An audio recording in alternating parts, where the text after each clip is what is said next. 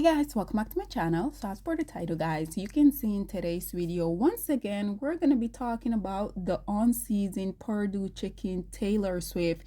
You guys know there has been a lot of discussion that has been taking place ever since she decided that she was going to release her little Dusty album, because unfortunately everyone is very much aware of the fact that if you want to make any noise, if you want to garner any type of attention, literally all you have to do in 2025 is come out here and speak upon Black women.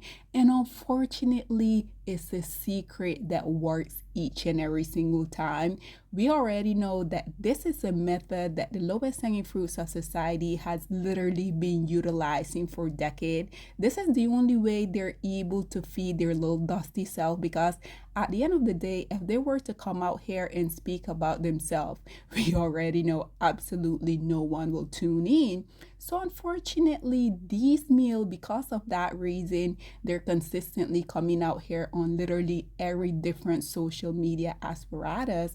And because of that, everyone now in 2025, they're very much aware of the fact that if you want to sell anything, if you want to make any noise, just come out here and mention the queens, the goddesses of this society.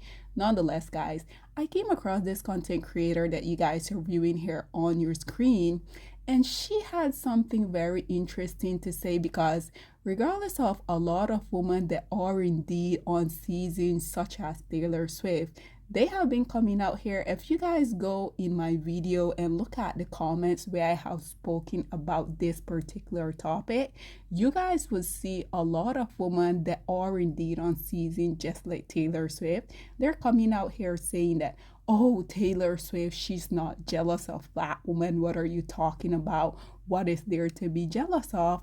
But what this content creator here said, I think makes so much sense. Nonetheless, guys, listen to what she had to say, and then we will come back with more. I'm not a bad bitch. I'm not a savage. Was basically the biggest dog whistle / microaggression that can be yelled out right in a song. But some of y'all are sitting on this app doing mental gymnastics trying to say, no, that's not the case. So a little background. The Savage line, Megan Thee Stallion. Kelsey wanted Megan Thee Stallion, tried to use a private jet to get where her, and Megs was like, nah, I'm good. All right. And I forget the ex-girlfriend's name. Someone please tell me in the comments, okay? Kelsey's ex-girlfriend, beautiful Black woman. All right. When you say little passive-aggressive shit like that, that means you got a problem. That means your insecurity is screaming so loud that you can no longer hold it, and you got to tell fucking somebody. Okay? She meant that, what she said, with her whole heart. All right? And then what's so, like, even more sickening about it is that she utters that line knowing full well there will be some in her fan base that will go after that Black woman, will be in her DMs, with, unaliving threats. They'll be in her DMs saying the most probably racist and horrible shit to her, all because of that line. And yet, Taylor sits back and allows it to happen. Okay? She said it.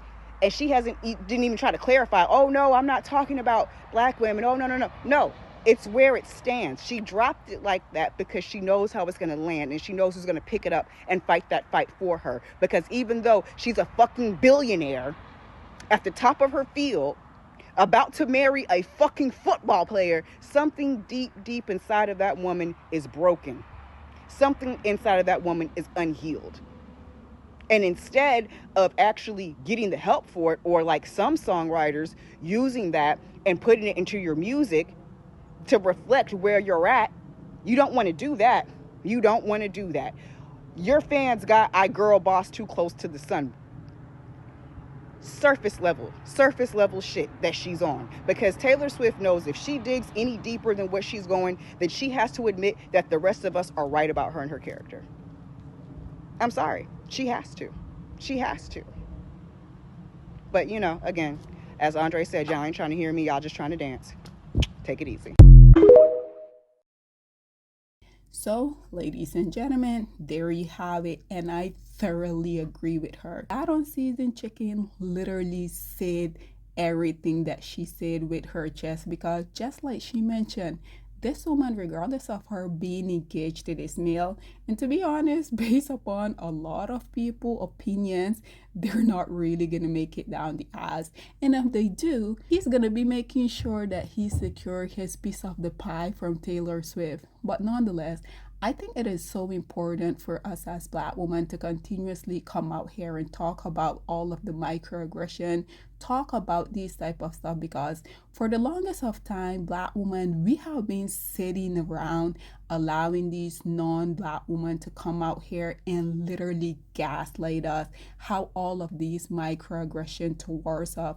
And unfortunately, we have been staying quiet for way too long. And this is truly also why I feel like not only the lowest hanging fruits of society has become so emboldened and so comfortably coming out here continuously speaking on us, but I truly feel like there has also been an ammunition that these non-Black preferences are now out here utilizing also so that they can get the attention of Black women.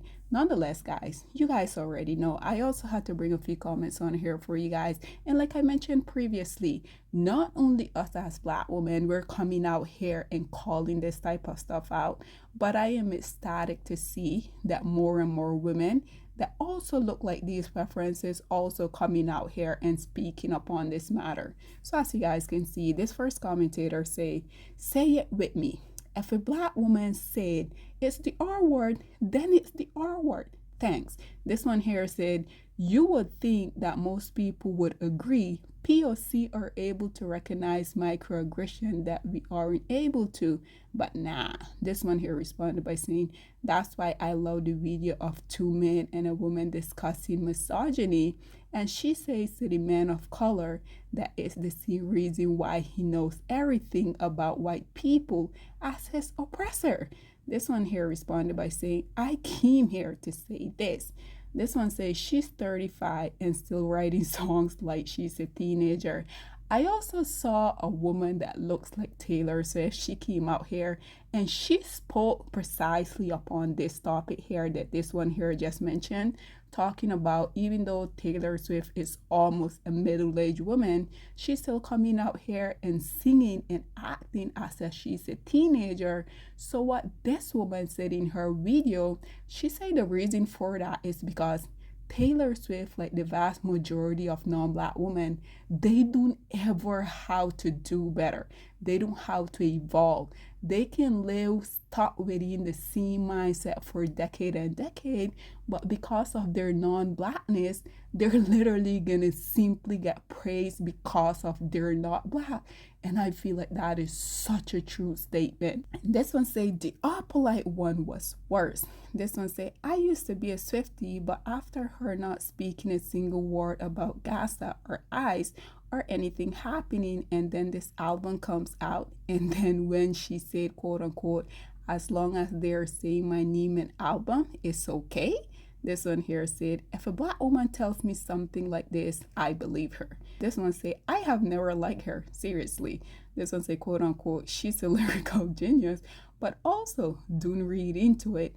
This one here say, Kayla Nicole, I'd be insecure too. She's fire, absolutely. And this right here, just like this content creator said, the biggest issue that the unseasoned Purdue chicken Taylor Swift has is not the fact that her fiance is still obsessed with Kayla Nicole. I truly feel like the bigger issue for her is that she is a Black woman, because at the end of the day, in the mind of Taylor Swift and all of the other women that looks like her, they have been taught for the entirety of their little dusty life that they are the epitome of the woman, that you have to be tall, skinny, blue eyes, blonde, and literally every man are gonna be dropping to their knees to you. But at the end of the day, we see that she decided that out of all of the 1,010 boyfriends that she has had, none of them truly had ever asked her to be their wife. And the one that did, a lot of people are saying he did it because he's about to retire. She's his retirement plan. And also she knows for certain that she is not this man type.